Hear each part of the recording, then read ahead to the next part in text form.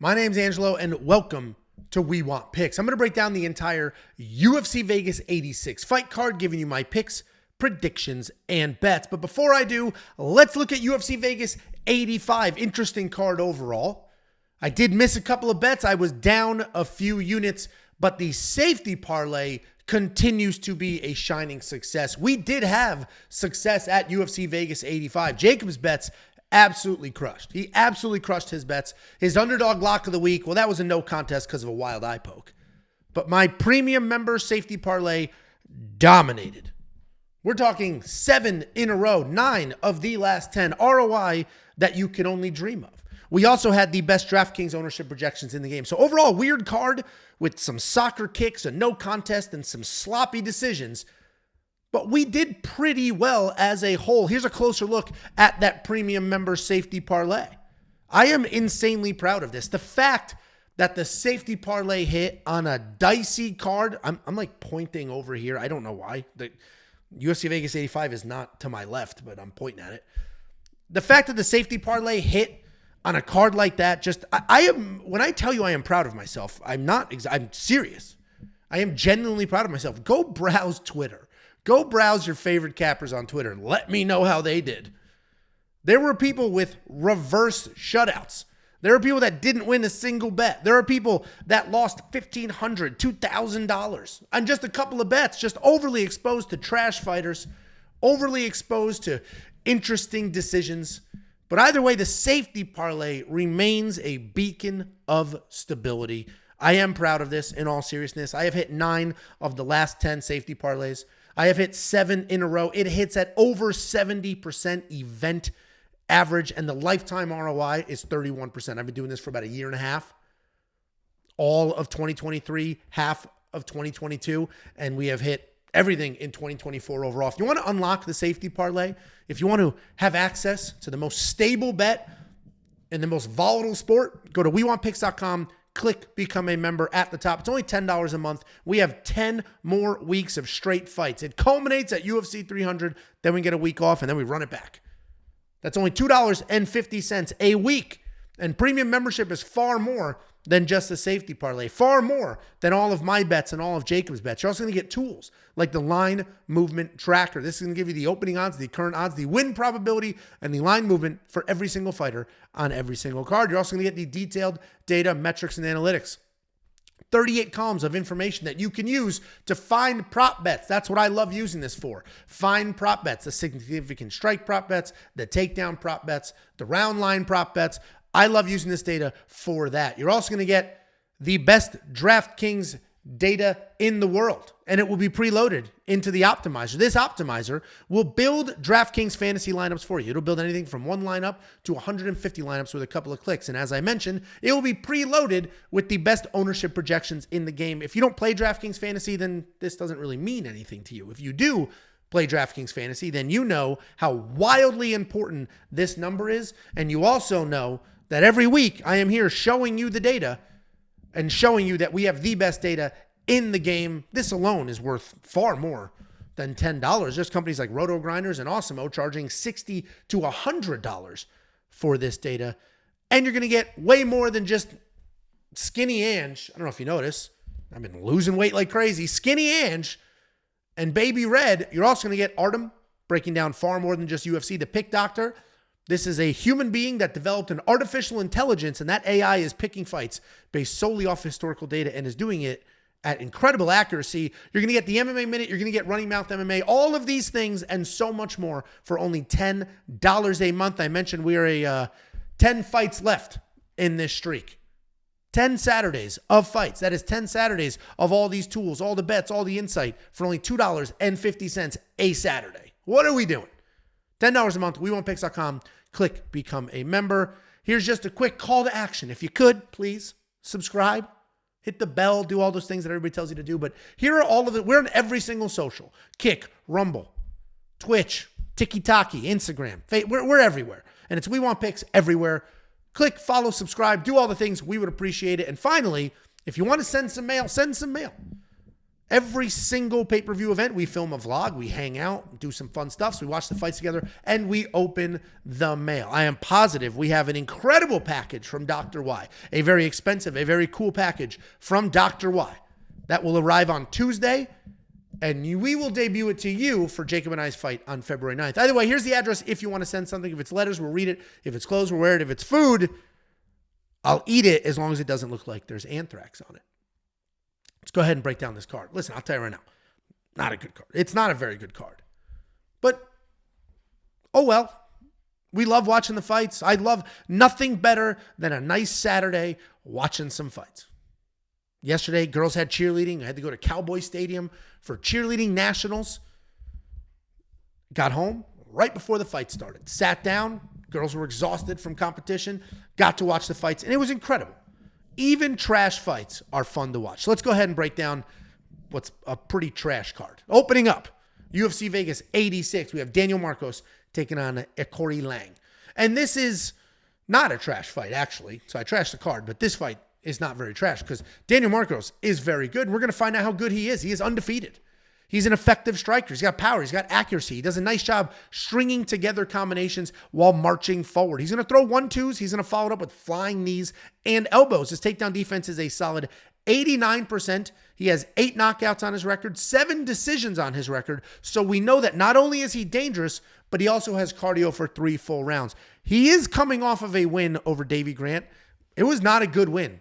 He did not look very good. He was low volume, didn't do as much as I think he should have, and some people could argue he didn't win that fight. He's taking on Aoriqileng, is how you actually pronounce it. Aoriqileng's a well-rounded guy. He's got incredible pressure and good pace. He can fight a technical fight, or he can get sucked into a brawl. He uses his striking to set up takedowns, and he does have 7 total takedowns in the UFC, but he is mostly a striker. He's coming off that decision win over Johnny Munoz, where he dropped him and took him down a couple of times. I don't agree with the odds on this fight.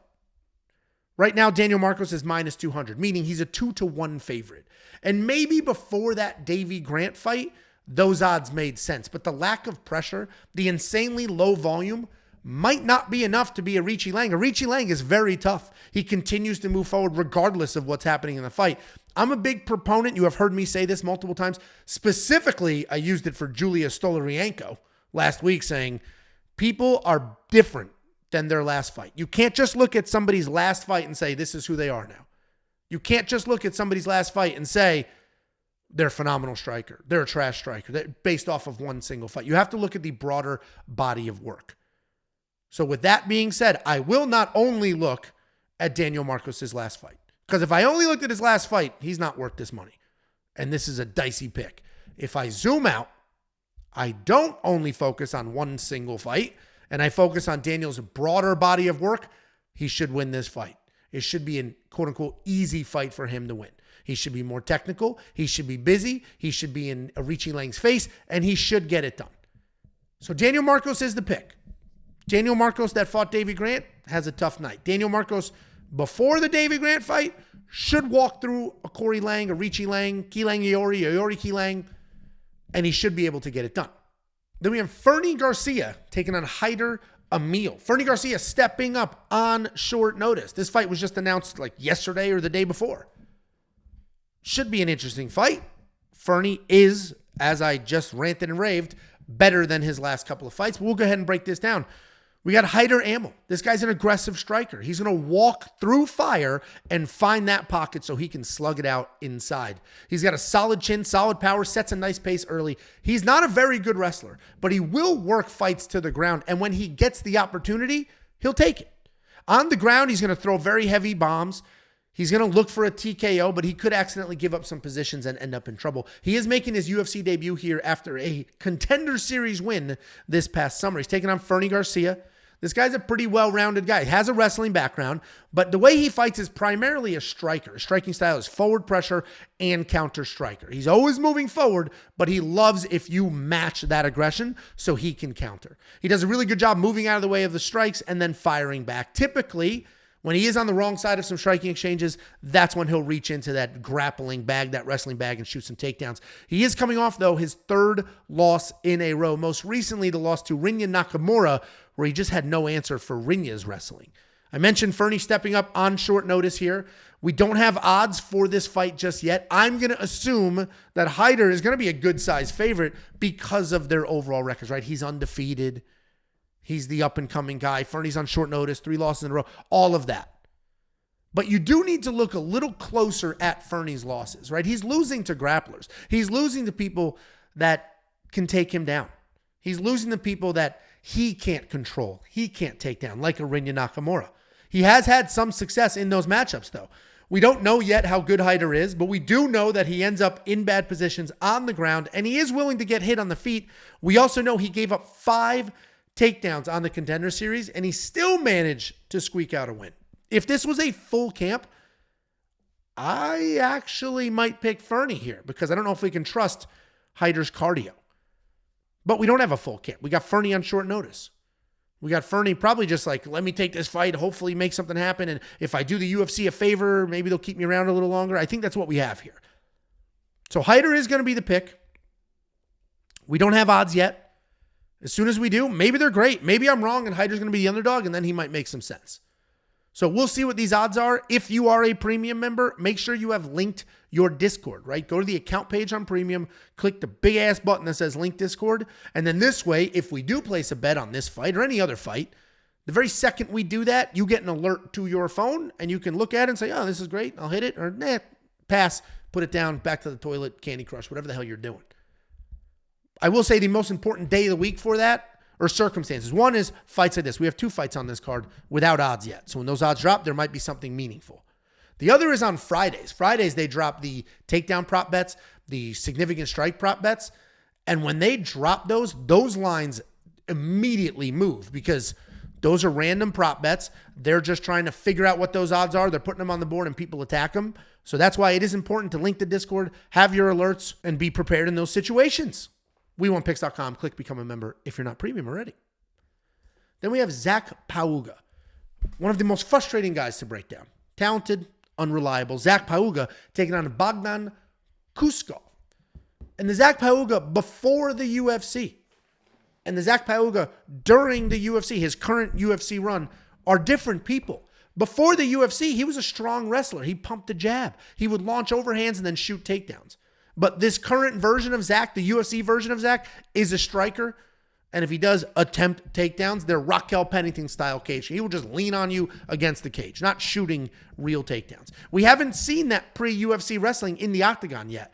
And he might need it in this matchup. He's coming off that decision loss to Modestas Bukauskas, where he landed more strikes, had 2 minutes of control, but got shut down on 3 of his takedown attempts. Zach can be good, does have some power, likes to move forward. Can't always trust the guy. He's taking on Bogdan Guskov. This guy's a heavy-handed guy.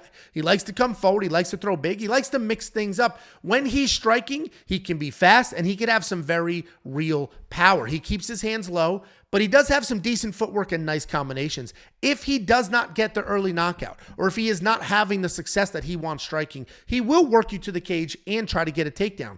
On top, he's got incredible patience and control. He'll ride you out while striking, but not get overly aggressive. Everything he does looks like it hurts. And he is certainly the more dangerous guy in this matchup. It is hard being confident in Zach Pauga. He's the favorite in this fight. And it is hard to be confident in a guy like him. He can be low volume. He can be tentative. But he is very well trained and he does have skills. He can win fights at this level if he does the right things. The problem is he doesn't seem to care. And that's like a gross overarching statement there. And when I say he doesn't seem to care, like obviously he cares, but when he's fighting, when he's in the cage, he seems to have no sense of urgency. He seems to have no game plan. He's just sort of going with it. Pauga's a good size favorite in this matchup. Too big of a favorite. But my confidence in him left 3 fights ago. I'm going to go Bogdan here. And even though he was dropped and submitted by Ozdemir in his last fight, that was a short notice UFC debut. Ozdemir is 100 times the fighter that Pauga is. Pauga has all the tools, none of the drive.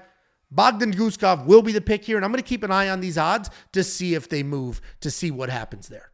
Then we have Max Griffin taking on Jeremiah Wells. This is another interesting matchup. I guess I started this whole thing off by saying this card sucks. Couple good matchups in a row, honestly. So maybe this card doesn't suck as bad as I thought it did when I was putting together the graphics and the notes, because this will be interesting. Max Griffin, crazy tough, as we know, powerful striker. He's got some incredible knockouts, a total of 8 knockdowns in the UFC. And he's not even just a striker. He's got solid grappling as well. He averages almost 2 takedowns per fight. Most recently, he took down Tim Means 3 times in a war. He is coming off that one-sided loss to Michael Morales, where he went 0 for 8 in takedown attempts, but he did have some success with control. He's taking on Jeremiah Wells. Jeremiah Wells is a well-rounded guy. He showcased his striking, his power, his grappling, all of those things we've seen in the UFC. He fights like a big, powerful striker with explosive hands, and then he effortlessly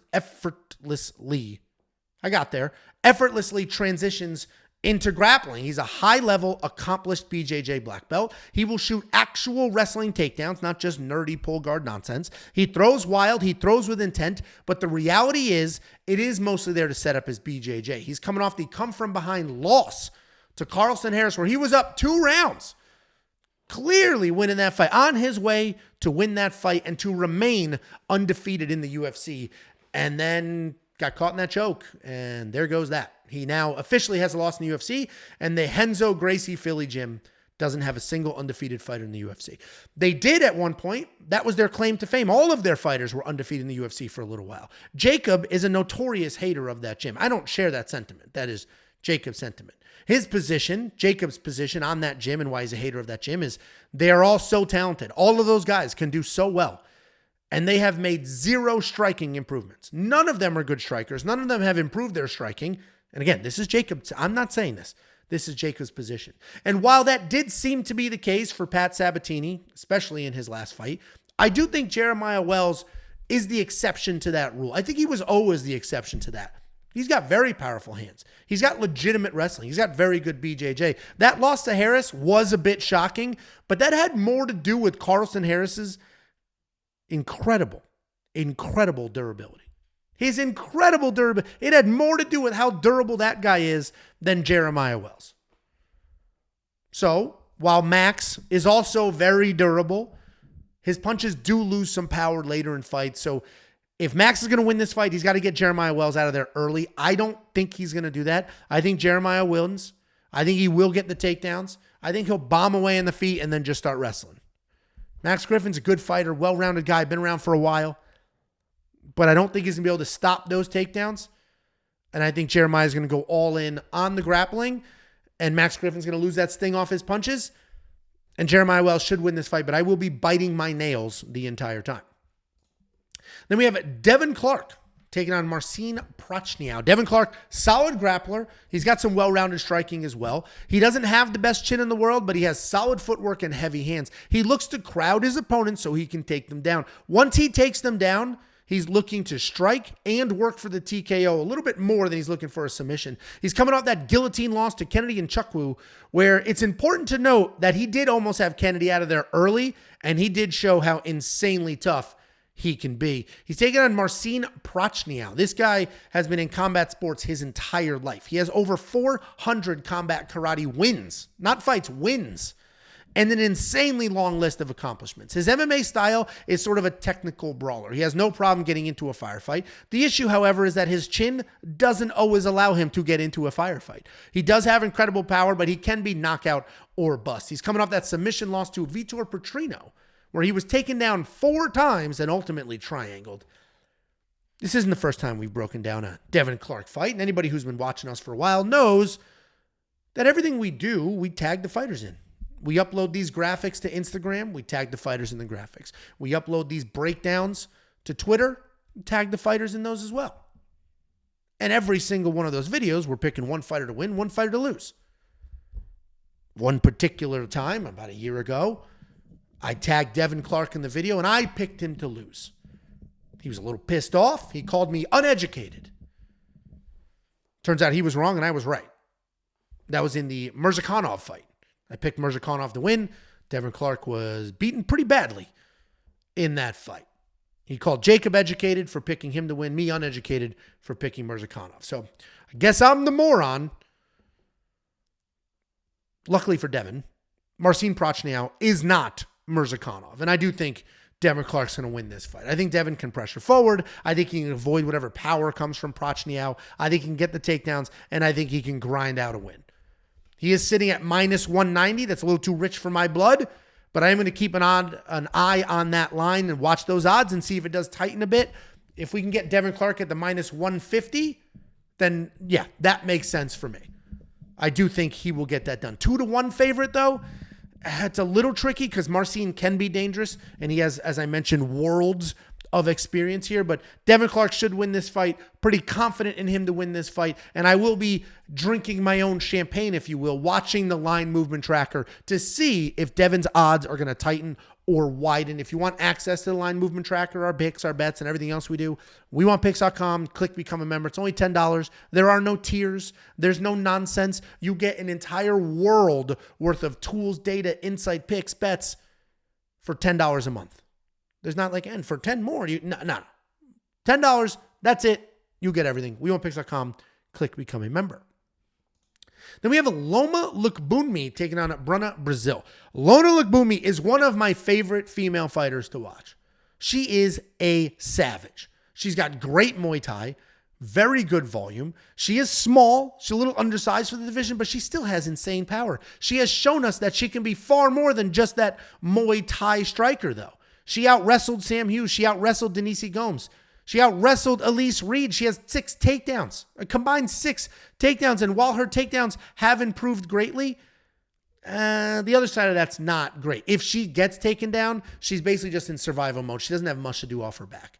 She does have a 74% takedown defense, though, and she did just beat the absolute crap out of Elise Reed. She's taking on Bruna, Brasil. Bruna, Brasil is a solid striker. She does have her own power. She's very creative on her feet. She throws everything from Superman punches to spinning back kicks. She marches forward, throwing her whole arsenal, looking for a finish. She has takedowns as well, but they're not great. They're very BJJ-esque, meaning she'll shoot, and then she'll like try to trip and pull you over the leg instead of like picking up a double, running through it or running the pipe, doing stuff like that. The problem, though, is that while she is a striker and that's where she shines, it is very offensive focused. It is very forward-based striking, meaning if you're in her face, she doesn't have much striking defense. She will get hit. And she doesn't do well backing up. She does not handle that pressure well. I'm a little nervous in this fight that Bruna, Brasil, the much larger fighter, 5'1" to 5'6", 65-inch reach to 61-inch reach. Bruna, Brasil is the much larger fighter. I'm a little nervous that she will just big sister Loma. Basically do to her what Lupe Godinez did. But Loma should be better, right? She should be the better striker. And with Bruna's lack of ability to back up and Loma's forward Muay Thai pressure, she should be able to light up Bruna, Brasil. Loma could tee off on her on the feet. I mentioned that Loma's undersized. So we're going to need her to constantly be moving, not stay still, get away from the cage so Bruna doesn't back her up and hold her there. I do think Loma Lookboonmee wins this fight. I think she is absolutely spectacular, incredible. She is so fun to watch. Her Muay Thai takedowns, the strike, all of it is incredible.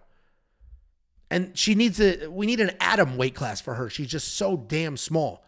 But I do think she wins this fight. Minus 240.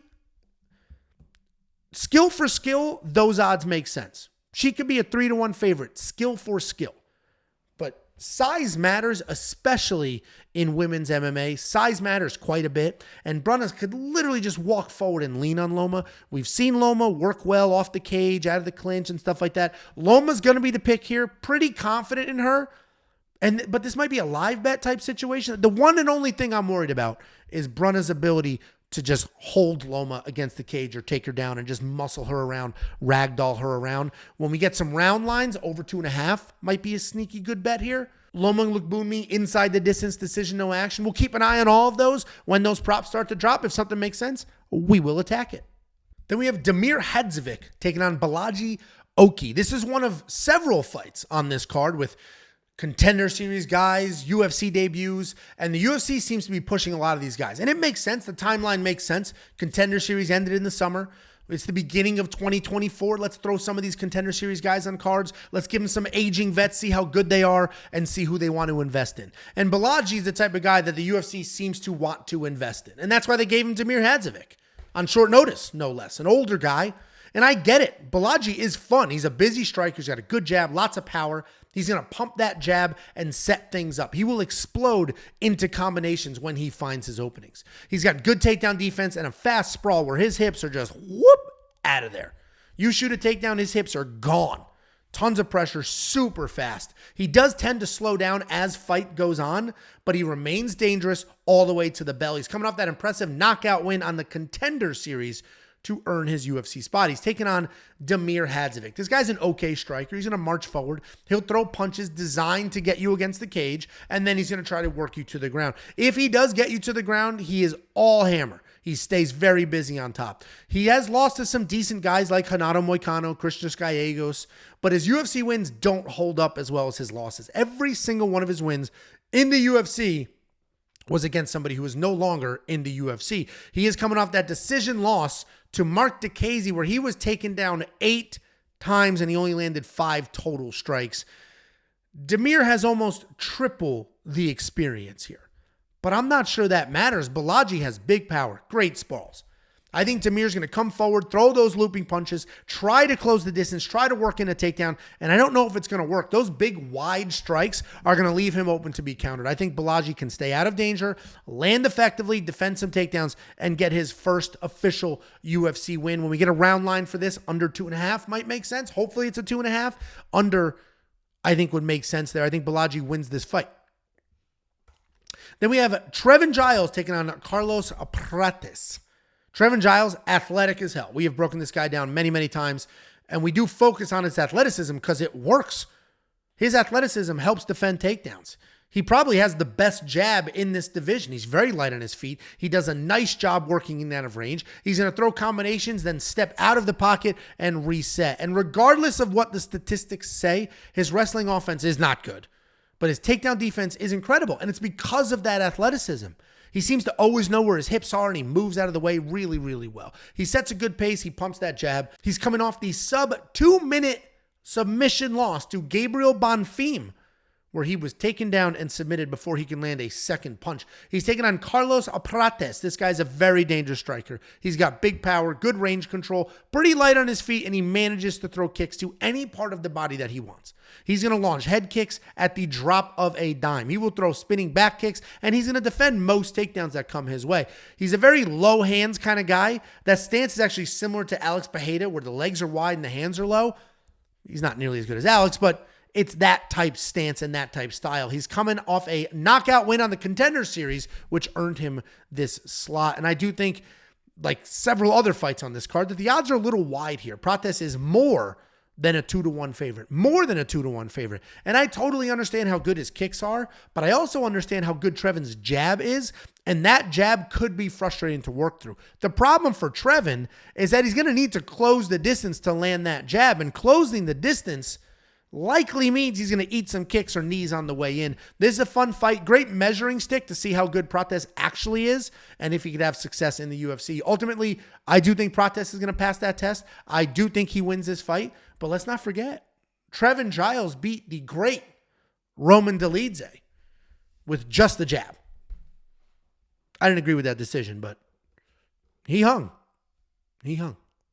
Before we break down the main card, let's take another last look at the safety parlay here. It continues to be a shining success. I have hit 9 of the last 10. It hits at over a 70% event rate, and the lifetime ROI is 31%. These statistics are astonishing for a bet on UFC. These statistics are astonishing for a single bet on the UFC. You can unlock the safety parlay at WeWantPicks.com.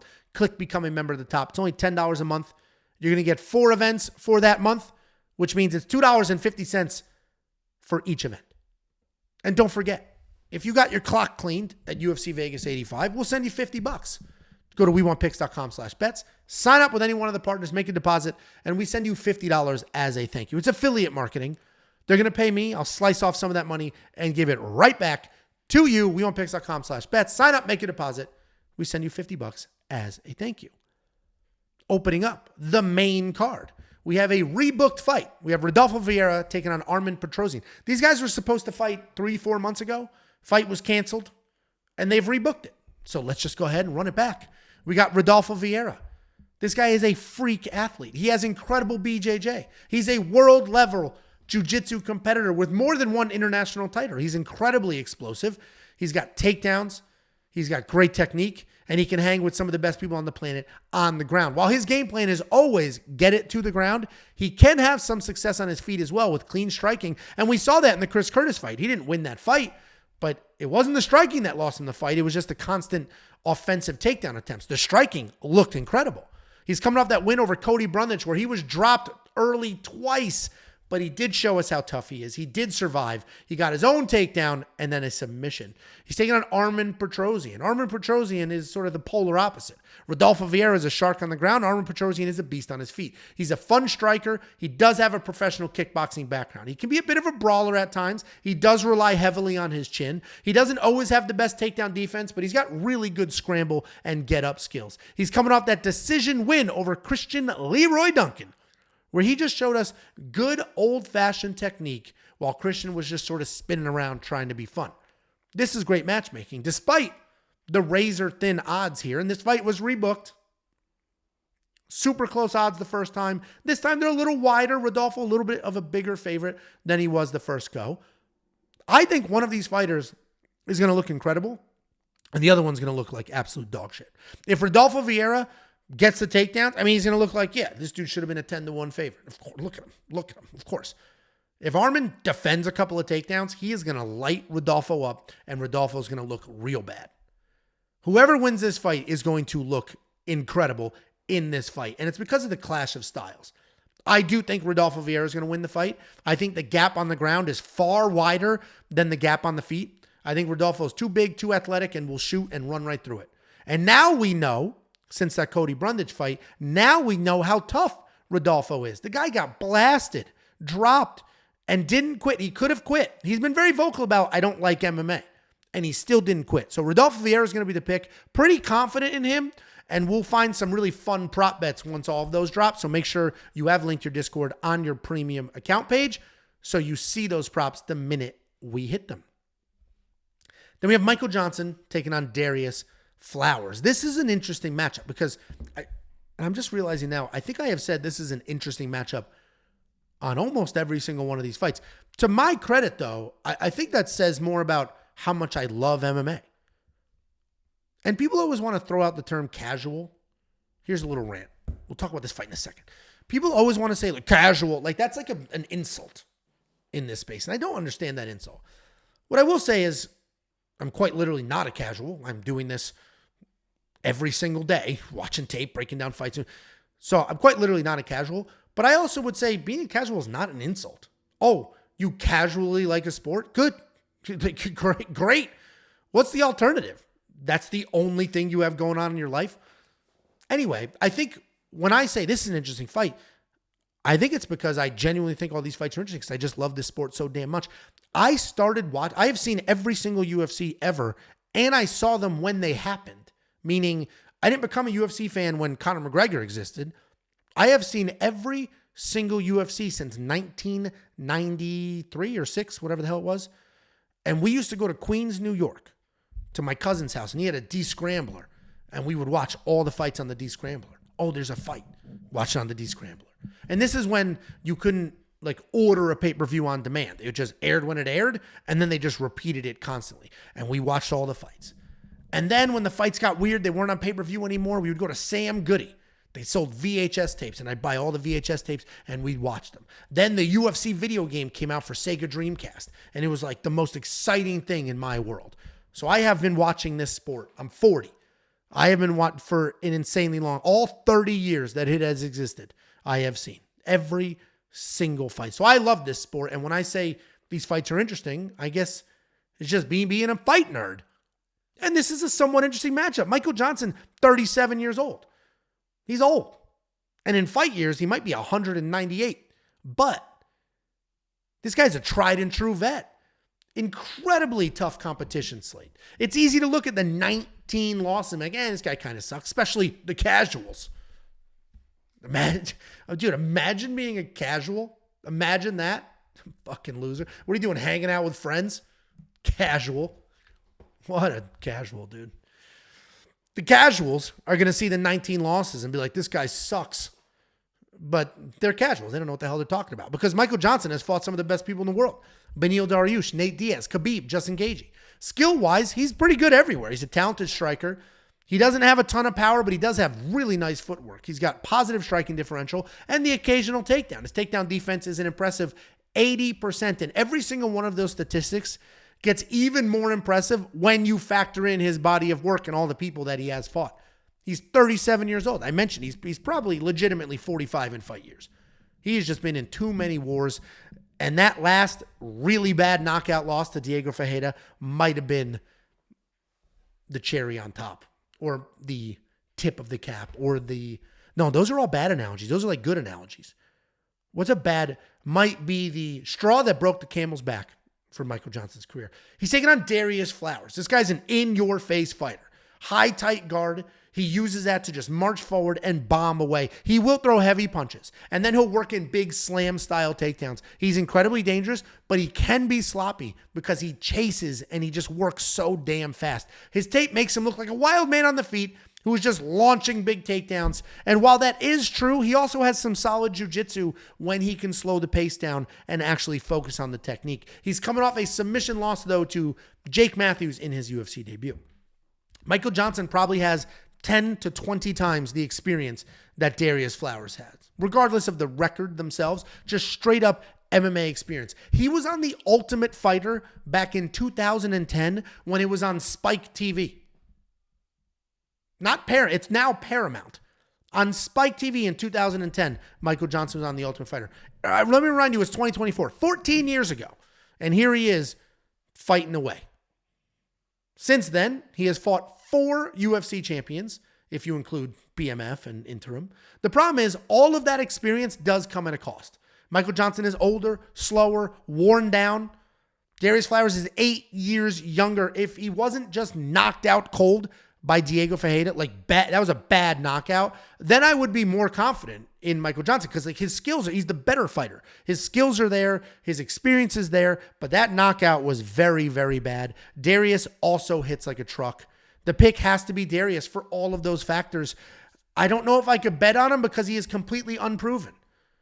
I did that whole ranting and raving about Julius Stoliarenko all last week. Don't bet on bad fighters. Why would you bet on a bad fighter? So I got to make sure I don't fall into that trap here with Darrius. Darrius might be a phenomenal fighter. We just don't know yet.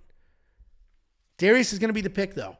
And if you learned anything from Muslim Salikov at 39 years old, Michael Johnson, unfortunately, might have that same fate waiting for him.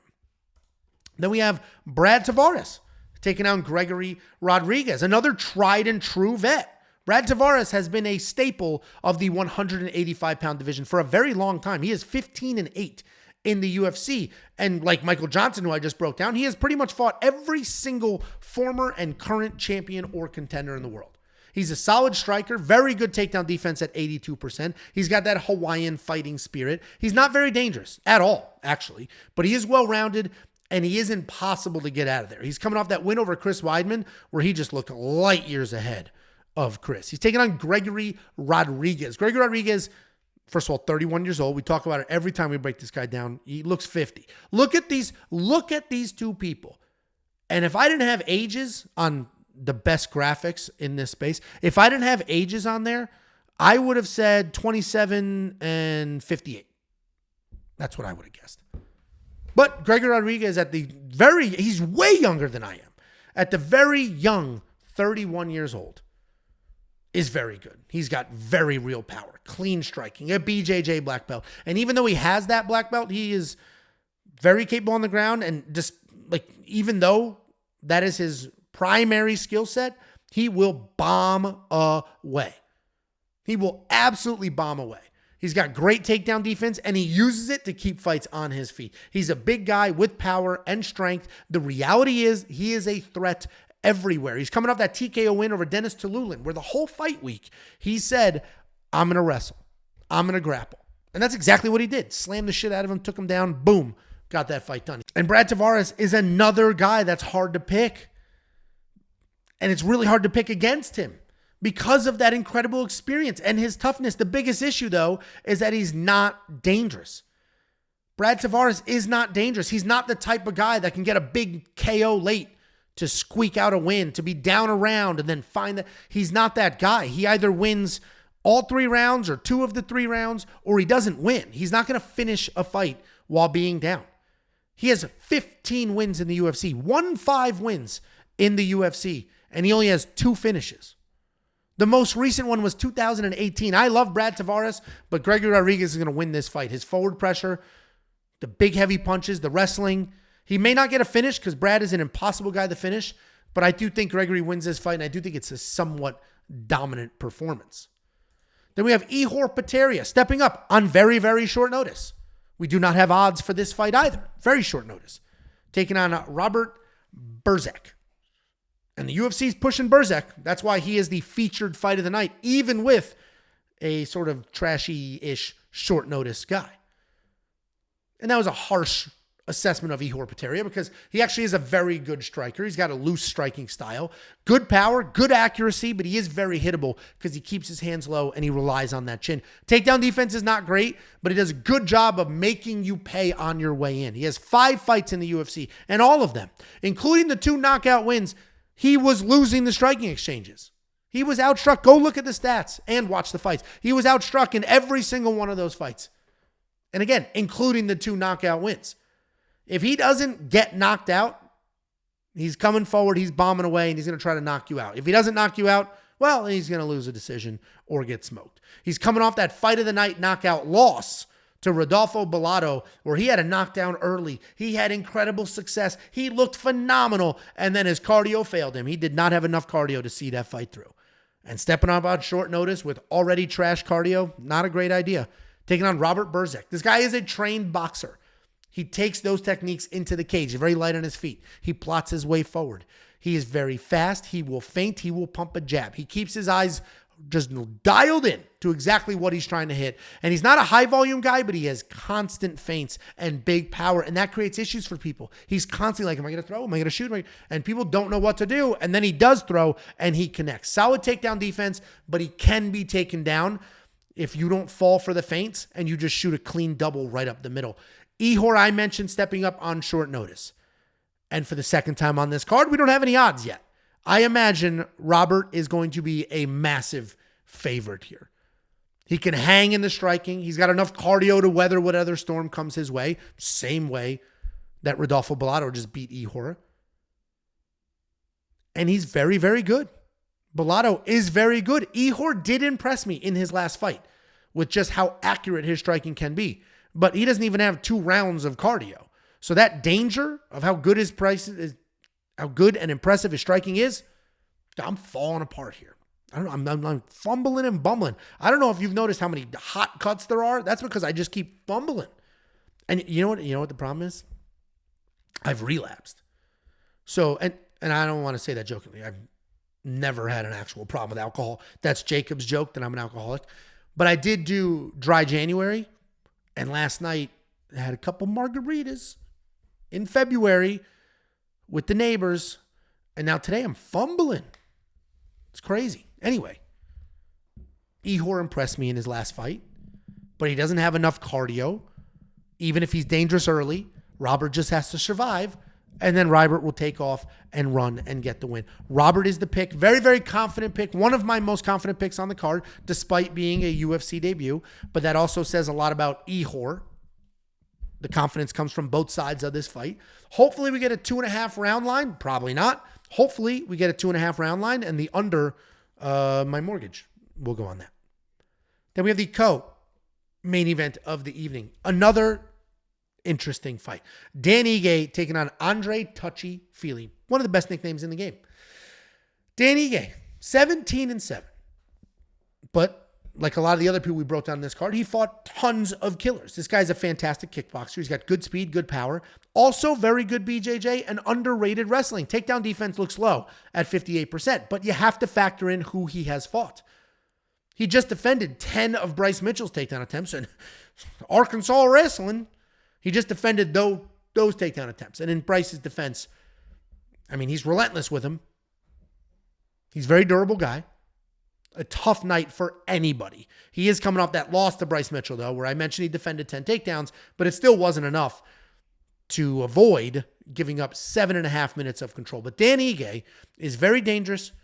Good takedown defense, good takedown offense, good BJJ, and worlds of composure and experience. Taking on Andre Touchy-Feely. This is a well-rounded guy, and he was at one point going to be the next big thing. Andre Feely might be, I don't want to say a waste of talent just yet, because he is 33. He's got a couple of really good years left, and there could be a surge coming.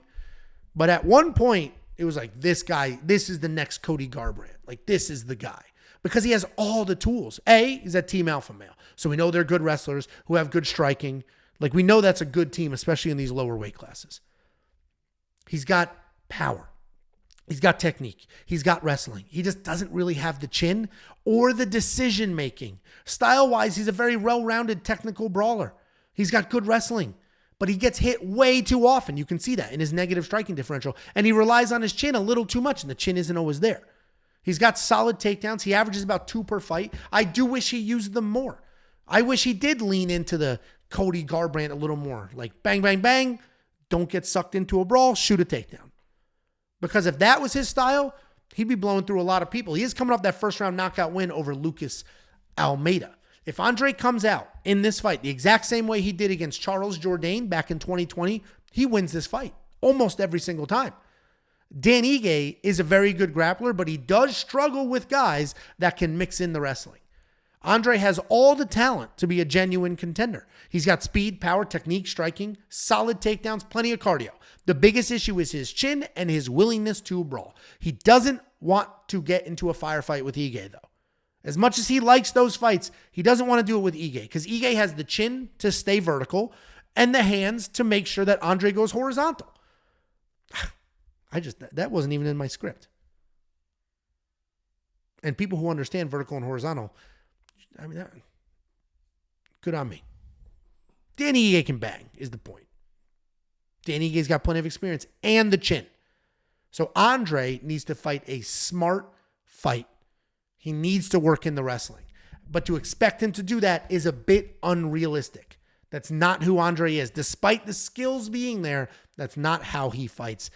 Danny Ige is going to be the pick, but low confidence, and this might be the best live bet fight on the card. Meaning, while you're watching this fight, I would have whatever your sports book is open, ready to bet during the fight, because we'll find out early how Andre is going to fight this fight. If he touches, shoots a takedown, boom, bet the shit out of him. This is his fight. But if they're just standing up in a firefight, then this is going to be a Dan Ige win all day. Not that he's the most powerful striker in the world, but he's going to be very technical and his chin can hang. Dan Ige, insanely low confident. This is like a 50-50 fight. I'm going 51% on the Dan Ige side. I'll be rooting for Andre Feely, though. Been a big fan of his for a while, hoping he puts it together and gets it done. And then we have the main event of the evening.